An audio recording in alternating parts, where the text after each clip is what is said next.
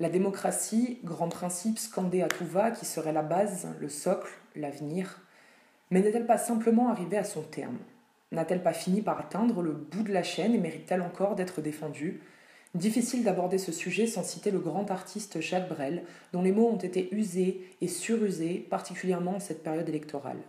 Mettez 11 imbéciles d'un côté, 10 philosophes de l'autre, les imbéciles l'emporteront, c'est ça la démocratie.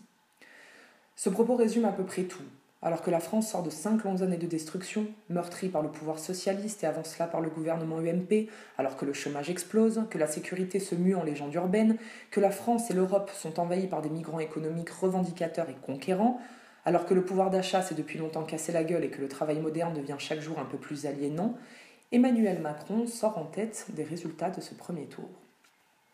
Macron, le bankster, le pote de la finance, l'ancien banquier d'affaires chez Rothschild, sur recommandation de Jacques Attali et de Serge Weinberg, ça ne s'invente pas, l'ancien ministre de l'économie et de l'industrie et du numérique sous François Hollande, soutenu, entre autres, par le pédophile Cohn-Bendit et les francs-maçons, oui, c'est bien cet homme qui, aujourd'hui, est aux portes de la présidence de notre beau pays. Mais comment est-ce possible? Comment un homme si peu qualifié, au bilan désastreux, dangereux, corrompu, peut-il se retrouver dans cette position? Parce que nous vivons en démocratie. Le système fabrique et impose ses présidents. Il les choisit selon leurs compétences à poursuivre les projets du nouvel ordre mondial, ce concept que la majorité des citoyens continuent d'imaginer comme un complotisme obscur, alors que ses acteurs ne s'en cachent même pas. Ainsi, même si nous pouvons regretter que Marie ne soit pas aussi radicale que son père, elle n'en demeure pas moins actuellement la candidate la plus à même de rattraper la chienlit dans laquelle se trouve notre pays, et de fait se retrouve positionnée comme ennemie du système. Alors ensuite, nous avons le Front républicain, c'est un peu sa roue de secours. Lorsque le candidat des Patriotes est trop près du pouvoir, on dégaine le cric et on appelle à faire barrage.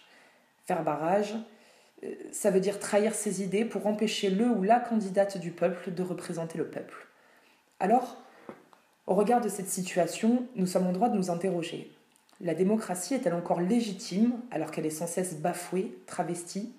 Peut-on encore, en toute raison, laisser le pouvoir décisionnaire à un peuple dont une bonne partie est abrutie par les émissions de télé-réalité, le consumérisme, gavé de propagande prométissage, de musique afro-américaine et haineuse de sa propre race, qui perd l'envie de se plaindre lorsqu'on lui jette une carotte et qui se refusera à agir tant qu'elle pourra jouir de sa liberté illusoire, avoir 150 chaînes de télévision et sa petite semaine de vacances à la mer?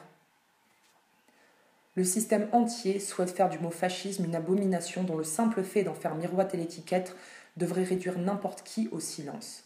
Moi, je vous le dis ici, un fascisme éclairé qui pense à son peuple vaut mieux que n'importe laquelle de leur démocratie falsifiée.